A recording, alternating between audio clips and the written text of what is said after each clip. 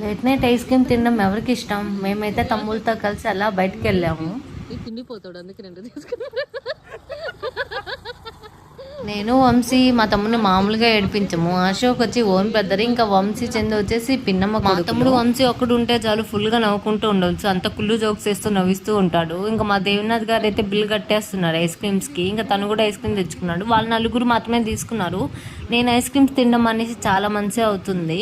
Night లో ఉన్నాను present. So night టైంలో ఆఫ్టర్ 6-8 అంటే చాలా కష్టం తిన్నాము. ఈ ఐస్ క్రీమ్ షాప్ వచ్చేసి మా ఇంటి దగ్గరలోనే ఉంటుంది.